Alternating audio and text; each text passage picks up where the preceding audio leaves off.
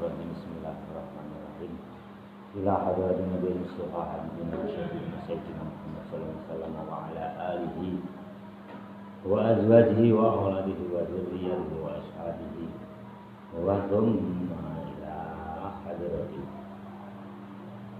حضرة مصنف kitab Nasional Ibadul Maram وثم هدية إلى موقف هذا kitab Syairullah yang Al-Fatihah.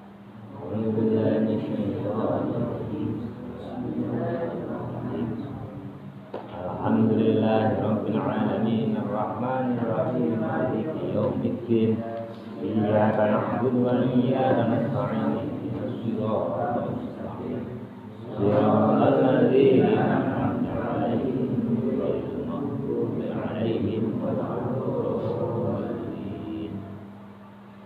Kemarin Pak, makalah mana itu?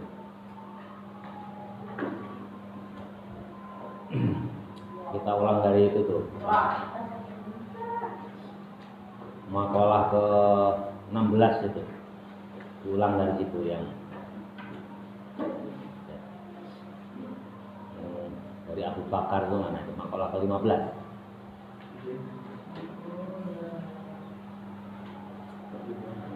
Ulang dari yang 15 saja. Baris ke biar nyambung. Baris ke 6. A'udzubillahi minasyaitonirrajim. Bismillahirrahmanirrahim. Tapi enggak usah dijelasin detail, kemarin sudah dibaca. Bismillahirrahmanirrahim. Wal maqalatul khamisata asyrata. Dan makalah yang ke-15. An Abi Bakar Siddiqin radhiyallahu anhu, dari Abi Bakar As-Siddiq radhiyallahu anhu. Radhiya, semoga meridai Allah anhu kepada Abi Bakar Siddiq. Fi qoulihi ta'ala, di dalam firman-Nya Allah Ta'ala. Ini firman-Nya Allah Ta'ala. A'udzubillahi minasyaitonir rajim. Zaharul fasadu fil barri wal bahri. Zaharul fasadu, telah nampak jelas kerusakan fil barri, di daratan, wal bahri, dan lautan. Qala, berkata Abu Bakar, artinya Abu Bakar yang berkata, di tafsiri dzalika, di dalam menafsirkan firman Allah, zaharul fasadu fil barri wal bahri. Apa? Mana tadi? Fi tafsiri dzalika, yang menafsirkan lafal zaharul fasadu tadi. Dzalika itu kan itu. Maksudnya ya zaharul fasadu fil barri wal bahri. Al baru daratan.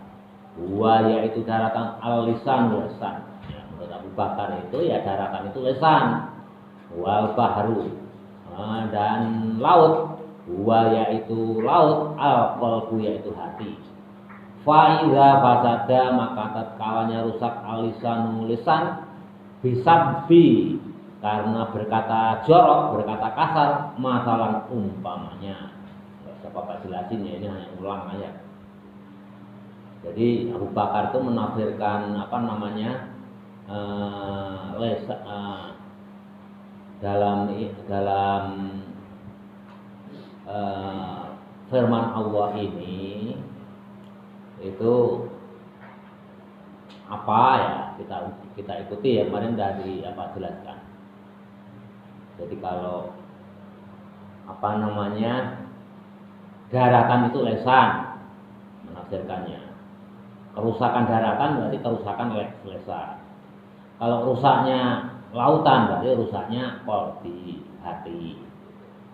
Tapi kalau pada umumnya mufassirin, selain Abu Bakar, menafsirkan daratan ya rusak daratan, tidak harus lesan. Tafsir kan bebas. Tapi tidak semua orang kan bisa berani menafsirkan, tidak semua orang bisa menafsirkan. Gitu. Nah, pada umumnya ya daratan, rusak itu ya gunung rusak, daratan rusak.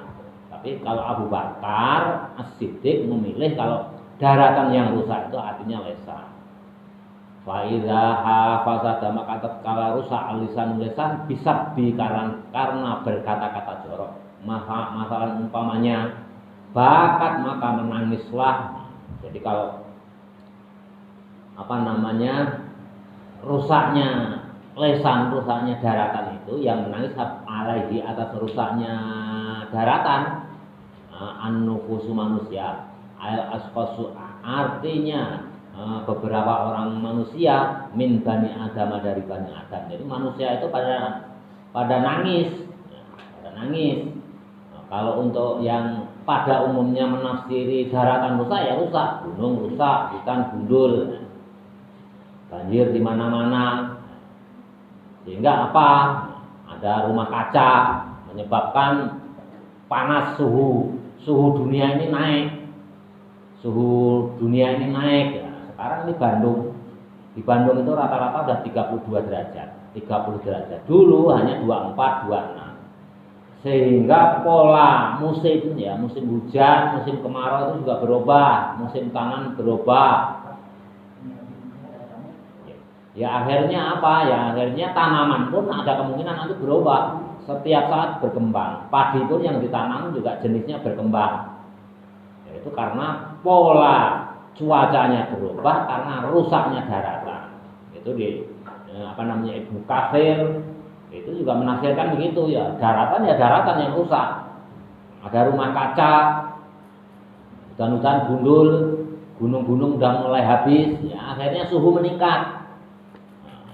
Es mencair di kutub itu, suhu dunia meningkat, akhirnya pola tanam berubah, karakter tanamannya pun berubah. Mau nggak mau setiap saat peneliti harus mengikuti perkembangan zaman. Ini yang ditanam itu padi jenis apa, itu harus terus ditingkatkan. Kalau enggak ya akan berubah nanti, hasilnya sedikit. Jadi yang macam-macam ya. Kalau Abu Bakar milih rusak daratan, itu yang rusak adalah lesannya. Udah nggak usah disalah detail kemarin udah. Jadi kalau rusaknya daratan, rusaknya lesan itu yang menangis manusia. Wa idza fasadatan kedha idza fasada, dan tatkala rusak al-qalbu hati birriya karena sombong, masalah umpamanya. Nah, rusaknya hati itu bagaimana? Ya, sombong. Ya sombong itu ya udah umum lah bagi orang yang kaya. Ya. Kalau nggak ada saya, masjid itu nggak akan jadi-jadi. Kalau nggak ada saya, misalkan ada saudara atau tetangga, kalau dulu kamu nggak saya bantu, kamu nggak akan semakmur sekarang. Itu namanya riya. Ya riya macam-macam, nggak usah secara detail. Kalau riya itu berarti yang rusaknya hati, bakat. Kalau rusaknya hati karena riya, bakat menangislah alaihi atas rusaknya hati. Al malaikatu, banyak malaikat. Jadi kalau yang rusaknya lesan itu yang nangis ya manusia, tetangga, tokoh masyarakat, kita yang mendengar. Lesan kan banyak. Sekarang udah banyak ya. Lesannya yang rusak. Kemarin udah Bapak contohkan itu bisabi dengan kata-kata yang jorok. Ada orang yang cakep, yang cantik, berpendidikan, ngomongnya jorok. Ada orangnya jelek lagi, gendut lagi, ngomongnya jorok, berani ke suami, berani ke orang tua. Nah, itu namanya rusaknya lesan. Itu udah banyak sekali. Kadang-kadang ya istri terhadap suami atau anak terhadap orang tua udah berani. Nah, dengan ya kata-kata jorok itu menunjukkan rusaknya lesan. Rusaknya apa lesan. Tapi kalau rusaknya hati ya riya tadi. Kalau nggak ada saya, kalau nggak ada saya itu tidak pernah ketinggalan ngaji, saya itu tidak pernah tidak menghadiri pengajian. Nah, itu kan kata-kata riya. Nah, itu yang menangis siapa? Malaikat. Kalau hati kita yang rusak, itu yang sedih malaikat. Kalau manusia kan nggak tahu kita sombong atau enggak, kan nggak tahu. Jadi yang menangis itu adalah para malaikat. Bismillahirrahmanirrahim.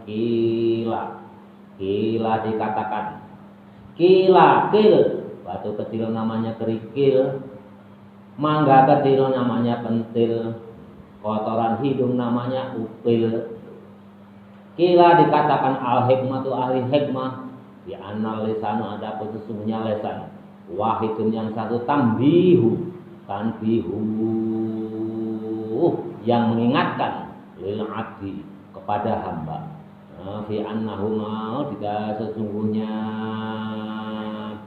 sesungguhnya hamba layam bahi tidak seyogyanya ayatakallama berbicara ila fima kecuali di dalam sesuatu yuhimmuhu yang diperhatikan sesuatu itu wa fi khairi di dalam kebaikan. Jadi kalam pembicaraan itu ya harusnya ya bicara yang baik-baik, jangan yang sabi, jangan yang jorok-jorok, jangan yang riak-riak.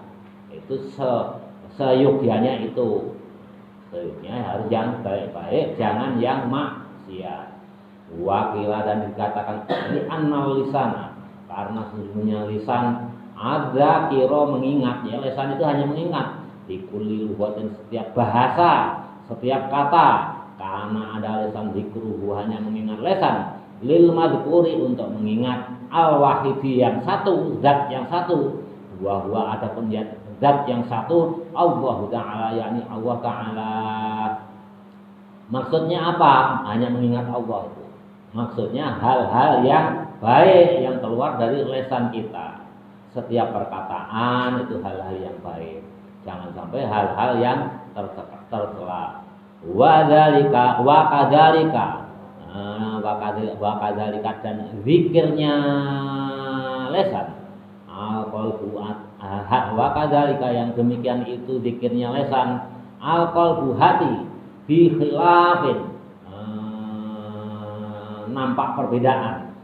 Nahwal aini seperti halnya kedua mata, wal udhunu dan kedua hidung. Fa innahu maka sesungguhnya kedua mata dan kedua hidung ya ta'addadu bisa dihitung. Kalau mata kan nggak bisa dihitung, mulut itu kan nggak bisa dihitung. Ya. Mulut itu nggak bisa dihitung. Sedangkan kalau mata, hidung, terus apalagi kuping itu bisa dihitung. Hidung nggak bisa dihitung karena jumlahnya 2.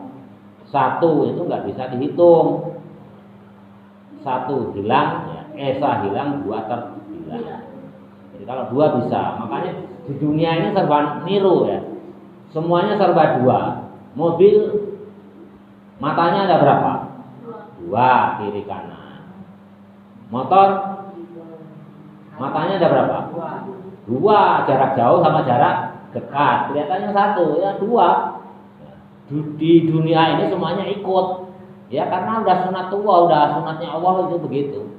Kalau namanya mulut ya 1, yang lainnya ya 2. Lubang ya lubang hidung ada 2. Betul. Tapi kalau mulut hanya 1, lisan itu hanya 1. Jadi terjadi perbedaan yang jelas antara lisan dengan yang lainnya. Yang lainnya 2, semuanya aja serba 2. Bismillahirrahmanirrahim. Jadi beda ya. Kira dikatakan di anal hajata karena sesungguhnya hajat, hajatnya ialah sampai pendengaran wal basori dan penglihatan aktor lebih banyak minal hajati dari kebutuhannya ilal kalami dari bicara.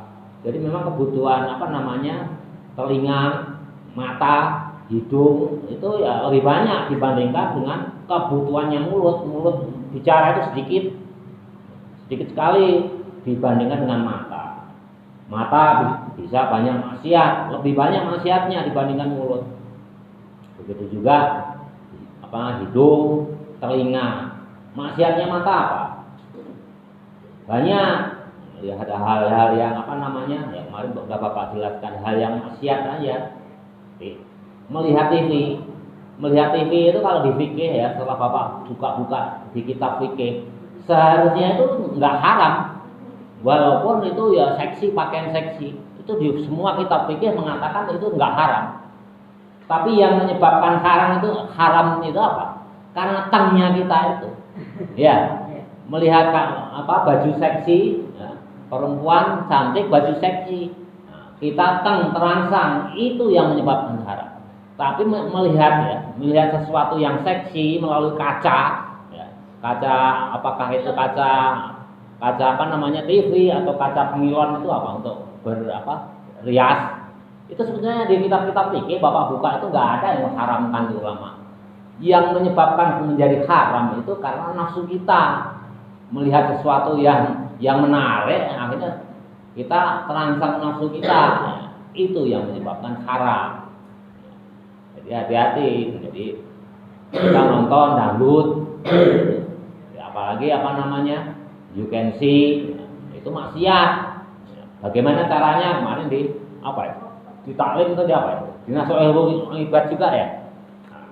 Cara menghindari dosa yang rutin itu ya kita jangan sering-sering, ya, sekali-kali aja lah kalau nggak bisa nahan diri. Bapak juga nggak bisa nahan diri 100%, ya kadang-kadang tergoda melihat nonton di TV itu. Pas ada orang rumah nyetel dangdut ya ikut nonton, tapi ya jarang sekali yang nyetel TV juga jarang. Belum tentu seminggu sekali Bapak nyetel TV itu. 2 minggu sekali aja belum tentu. Sebulan sekali juga belum tentu. Nyetel itu yang paling sering itu kalau ada pertandingan badminton atau bola, itu pun PSSI. Kalau nggak, apalagi kalau udah kalah, ngomong buru-buru matiin, udah males. Sebulan sekali aja belum tentu Bapak itu nonton TV itu. Punya TV hanya untuk pajangan aja lah. Ya, kalau ada pertandingan itu, dangdut itu udah jarang. Kalau dulu waktu masih muda sering ya. Belum tahu ya, belum bisa baca kitab itu sering. Tapi ya itu diakalin, udah tahu caranya. Kali nonton, 4 kali libur gitu, supaya tidak merutinkan perbuatan maksiat. Karena kalau perbuatan kecil, dosa kecil, kalau rutin menjadi dosa besar. Nanti dibahas lagi di bawahnya ada. Nah, itu mah. Begitu juga kuping, mendengarkan yang enggak. Kuping kita itu. Kebutuhannya banyak kuping kita itu dibandingkan dengan mulut. Kuping kita makanya ada 2, lupa kalau 1. Ngelihat nggak jelas itu.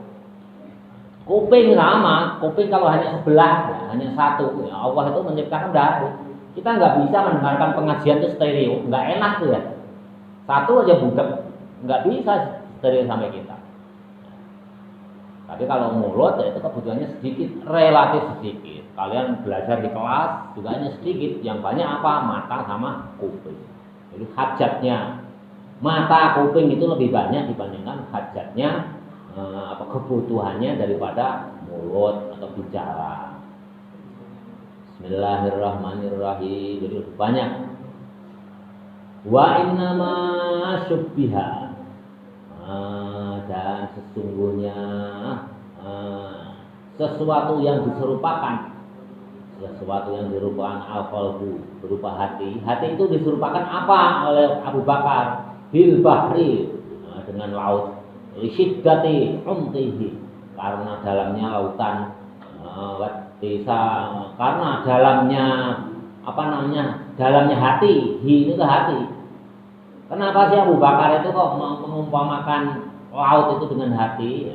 Karena dalamnya hati, luasnya hati itu lebih luas kalau dibandingkan dengan luasnya lautan. Wattisaihi, dan luasnya hati. Coba aja kemarin sudah Bapak sampaikan. Luasnya hati itu lebih luas dibandingkan luasnya laut. Dalamnya hati lebih dalam dibandingkan dalamnya laut. Dalamnya laut bisa kita duga, tapi kalau dalamnya hati tidak bisa kita duga, tidak bisa kita perkirakan. Misalkan kalian jalan-jalan, atau kalian udah dewasa ya, naksir sama cewek aja. Kalian punya tetangga cantik, cewek cantik, kalian naksir, ya, tapi masih dalam hati gitu. Kalau ketemu ketawa, kamu bisa menduga nggak ketawanya cewek itu cinta ke kalian atau benci? Jangan-jangan ketawa itu udah digemes itu di hatinya itu cewek yang kamu ajak ketawa itu. Jangan-jangan, pengen pukul aja cowok itu. Bisa jadi gitu ya. Sulit kita menduganya. Kita nggak bisa menafsirkan, mengartikan ketawanya cewek yang kita ajak ketawa itu senang. Belum tentu, kadang benci setengah mati. dalam hatinya itu pengen mukul aja itu cowok itu apa sih cunihin ya. Nah, jadi itu. Tapi luasnya hati juga melebihi luasnya daripada samudra ya. Mana kamu? Mana kamu? Mana kamu tuh? Sekedar itu tenang ya. 3 menit 2 menit itu. 2 menit silakan. 2 menit aja. Mangga Bu. Nah, ini yang turba ya. Mangga. Jadi luasnya lautan dibandingkan luasnya hati itu lebih kecil luas lautan itu. Ya. Kamu makanya di sana ada pepatah luasnya hati itu ya kesabaran, sempitnya hati ya kalau orang dengki. Sempitnya hati itu ya orang dengki. Kalau orang dengki itu ya pokoknya kalau udah benci itu, kalau enggak sih ya udah itu dengki. Makanya kalian harus yang luas hati kalian itu menjadi penyabar. Tapi kalau sempitnya hati itu ya orang dengki. Luasnya hati kita buktikan lagi lebih luas dari lautan. Kalian bisa membayangkan rumah kalian enggak? Nah, pintunya di sana, ibu saya sedang apa? Kan bisa kan? Padahal mata kita nggak bisa melihat. Luasnya lautan kita buktikan. Oh, di kutub utara itu bagaimana ya? Kita bisa melihat ya dengan mata hati kita itu kutub utara itu bagaimana bisa membayangkan. Tapi kalau mata kita terbatas, hidung kita terbatas. Tapi kalau hati kita itu nggak terbatas. Kita bisa membayangkan, oh rasanya sate Marangi di Purwakarta itu begini. Ya, bisa. Padahal hidung kita itu jauh, hanya terbatas hidung kita paling berapa meter bisa membayangkan. Ya, lidah kita membayangkan enaknya, tapi hati kita itu luas sekali tak terbatas. Tapi kalau hati kita bikin sempit ya sempit sekali. Oh saya itu nggak senang sama si fulan. Pokoknya kalau ada si fulan saya nggak mau lah dekat dengan dia. Sempit. Pergi menjadi sempit. Makanya Abu Bakar memilih rusaknya hati itu diibaratkan hati itu diibaratkan dengan lautan. Lautan itu diibaratkan hati. Karena luasnya lautan itu tak terkira. Luas daratan itu sangat kecil dibandingkan dengan luasnya laut. Ya. Kecil sekali daratan itu kalau dibandingkan luasnya laut. Tapi lautan dibandingkan luasnya hati ya kecil. Ya, kecil karena lautan masih bisa kita ukur kedalamannya berapa. Ini hati kita enggak. Kelihatannya ketawa ya. Cewek yang kita taksir kelihatannya ketawa aja, nanti kan senang dulu, bisa-bisa dia ketem-ketem ingin mukul kamu, lucu nih, bener ya, udah. Bismillahirrahmanirrahim. Wal maqalatu sadisata asyarata boleh. Dan makalah yang ke-16 kila dikatakan inna syahwata semuanya syahwat tasiru menjadikan al-muluku raja abidan budak. Syahwat itu bisa menjadikan raja yang harusnya budak, menjadikan seorang raja budak itu menjadi seorang raja. Fa innaman maksudnya apa? Fa innaman maka sesungguhnya orang ahabba syai'an yang mencintai sesuatu fa huwa maka man abduhu itu budaknya sesuatu. Kalau kalian mencintai jangan terlalu sangat. Kalau kalian mencintai sesuatu, segala sesuatu menjadi sangat, kalian itu menjadi budaknya yang kamu cintai. Misalnya, kalian gak punya pacar. Kalian cinta benar pada pacar kamu itu. Nah, kamu itu menjadi budak nafsu terhadap pacar kamu. Ngerti nggak? Misalkan hujan-hujan, waktunya apel, ya hujan angin ya karena nafsu kalian sudah dikendalikan, sudah dijadikan nafsu kalian itu menjadi raja, ya kamu tetap apel misalnya. Makanya ada istilah ya, nyanyian siapa Iwan Fals apa? Pernah dengar nggak? Kalau cinta sudah melekat, tai kotok terasa coklat, gitu. Ya itulah udah nafsu. Misalkan pacar kamu itu gendut, gerimis-gerimis, minta diantar ke suatu tempat. Kira-kira kamu berangkat nggak? Kamu cinta banget ya? Gendut, cantik ya, minta diantar, kamu udah terlanjur cinta banget, udah dikendalikan nafsu, ya, syahwat. Tetap pasti kamu berangkat. Padahal dikasih upah juga enggak dia, karena kamu udah dikendalikan nafsu. Itu artinya kamu itu ya budak nafsu kamu itu, kamu menjadi budaknya nafsu. Gara-gara kamu mencintai pacar kamu terlalu cinta, walaupun kondisi angin, walaupun kondisi hujan deras pun minta diantar ya kamu tetap antar. Nah, Bapak udah merasakan, kalau kalian belum ya. Atau jangan-jangan udah ada yang merasakan lebaran kemarin. Oh ini Pak. Jadi kalau syahwat itu bisa menjadikan sesuatu yang harusnya kita kendalikan, justru kita yang dikendalikan oleh syahwat. Makanya kalau kalian mencintai sesuatu itu jangan terlalu mencintai. Kalau orang mencintai harta, udah mencintai harta, kalian yang dikendalikan oleh harta. Terbalik, harusnya kalian yang mengendalikan harta, tapi kamu dikendalikan harta. Hati-hati. Bismillahirrahmanirrahim. Wasabru, dan adapun sabar, yasiru abida, bisa menjadikan hamba, mulukan menjadi raja. Sebaliknya, kalau kamu sabar, penyabar, itu yang harusnya hamba itu bisa menjadi raja. Yang seharusnya kita itu ya orang yang nggak dianggap, tapi karena kesabaran kita, kerajinan kita, lama-lama kita menjadi raja.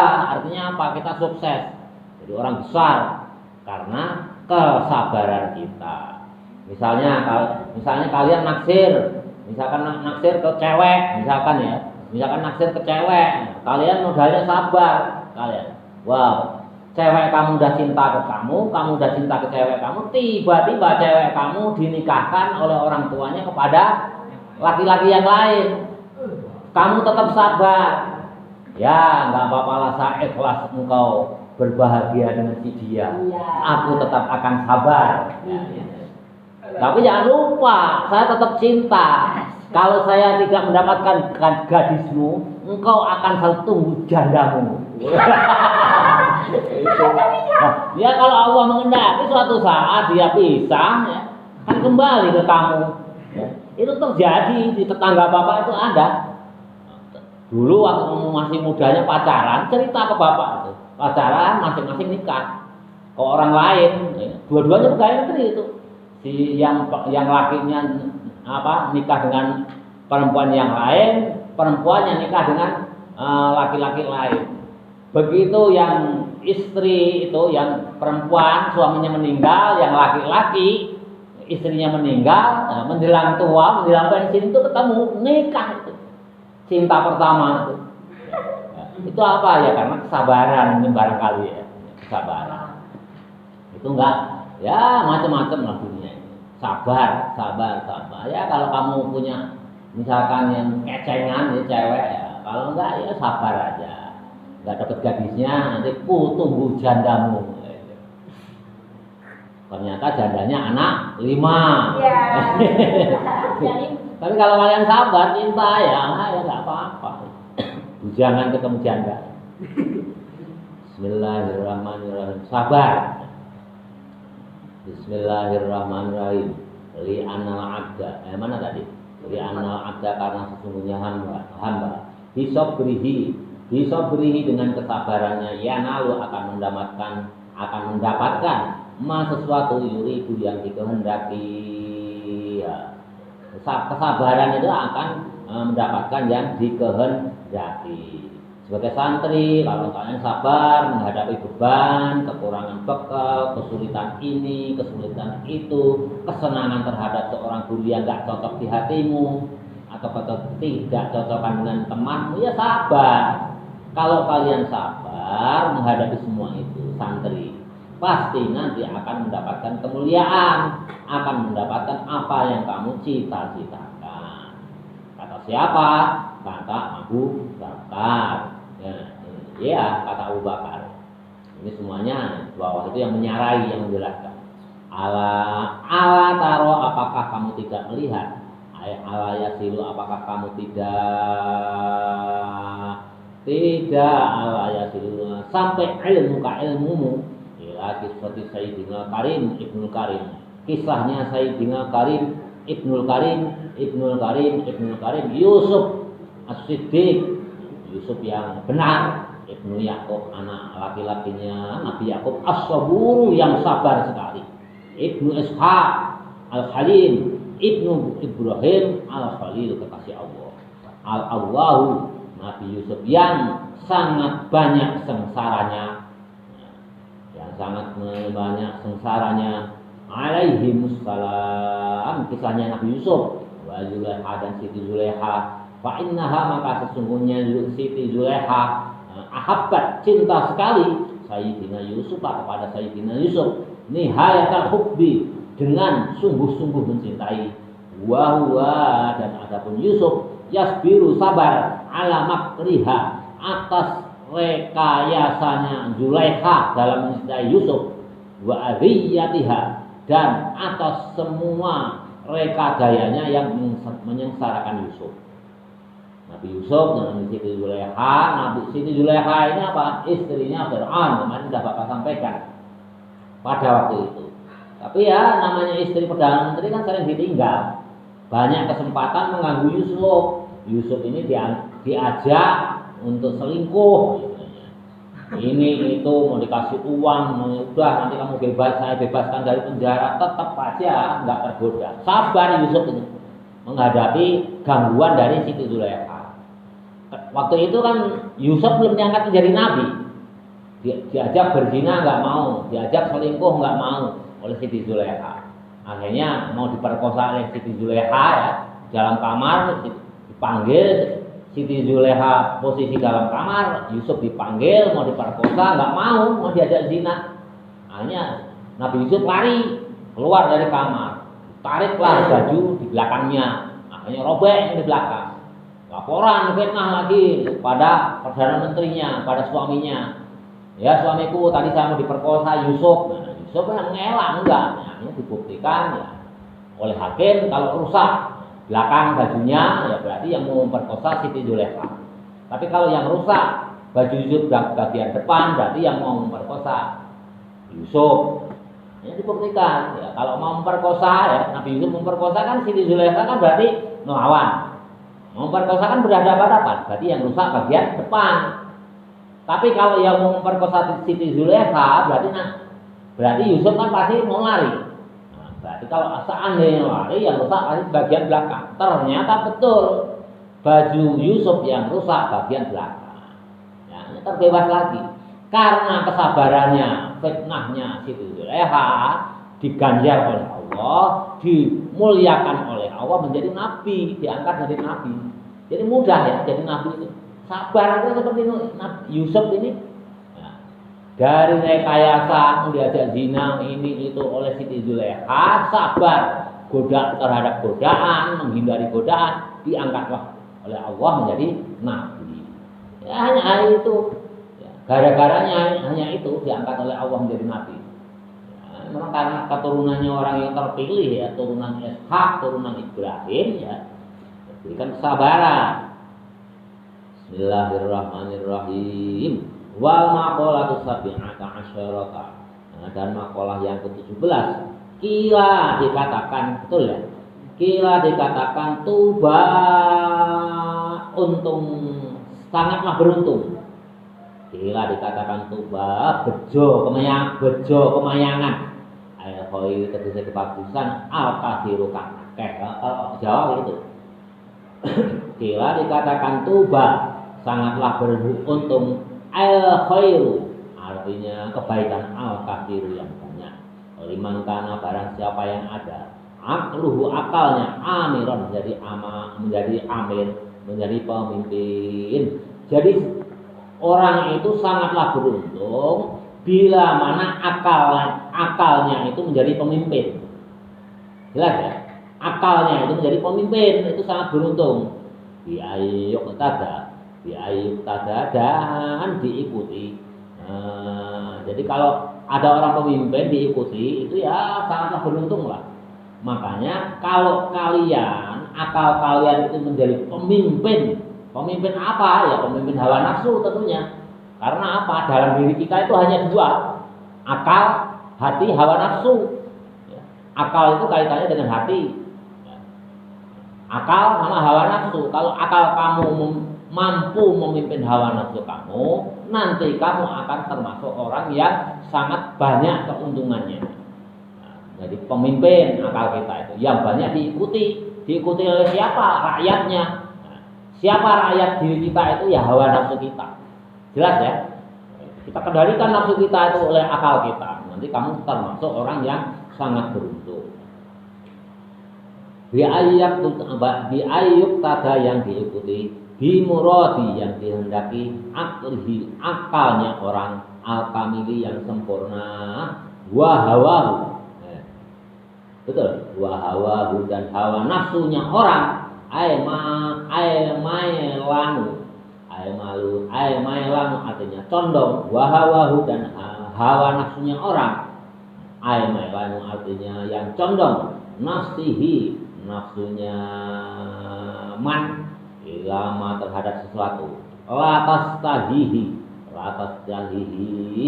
yang tidak ada keinginan min goida. Jadi ada orang yang nafsu kita itu tidak condong, yang condong ilama terhadap sesuatu, latas tahihi yang tidak ada keinginan min ghairi da'iyatin yang selain dari panggilan syar'i agama. Jadi hawa nafsu kita itu yang condong untuk tidak melakukan sesuatu yang tidak berdasarkan syar'i. Da'iyatin syar'i itu panggilan agama, itu hukum agama. Itulah. Jadi nanti akal kita artinya yang memimpin hawa nafsu kita. Asiron diboyong. Asiron diboyong artinya menjadi budak. Jadi budak mamnu'an artinya dicegah min dzalika yang min dzalika dari hawa nafsu. Jadi intinya hawa nafsu kita itu bisa dikendalikan oleh akal untuk tidak melaksanakan hal-hal yang yang menuruti hawa nafsu.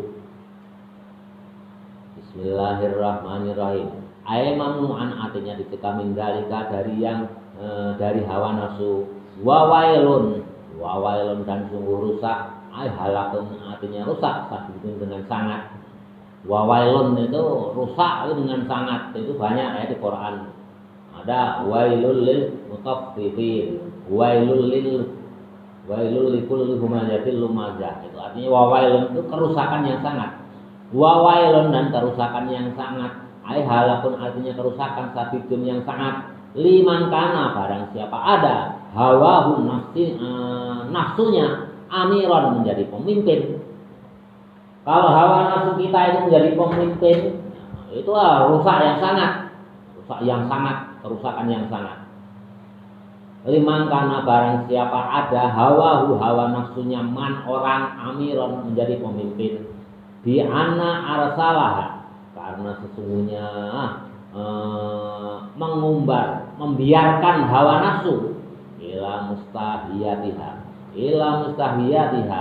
kepada sesuatu yang disenangi oleh hawa nafsu. Jadi kalau kalian menyenangi sesuatu yang disenangi oleh hawa nafsu, itu artinya apa? Artinya hawa nafsu kalian itu menjadi pemimpin akal kita itu dipimpin hawa nafsu. Itu artinya kalian menjadi orang yang sangat rusak. Wa aqluhu dan akal kalian asiron dijadikan budak. Oleh siapa? Oleh hawa nafsu. Mamnu'an artinya menolak. Inna tafakuri dari berpikir. min ni'amillahi ta'ala, dari nikmatnya Allah Ta'ala, wa fi azamatihi, dan kemampuan Allah Ta'ala. Ini menarik sekali, ini Bapak jelaskan. Ini Bapak jelaskan ya. Kalau akal kita memimpin hawa nafsu, kita termasuk orang yang sangat beruntung. Khairon katsiron, itu yang sangat beruntung. Tapi sebaliknya, kalau nafsu kita yang memimpin akal kita, itu termasuk kita itu celaka yang sangat-sangat celaka. Artinya apa? Artinya di dalam jiwa diri kita, badan kita, itu hanya ada dua jenis, akal sama hati, sama apa? Hawa nafsu. Kalau akal kita yang memimpin,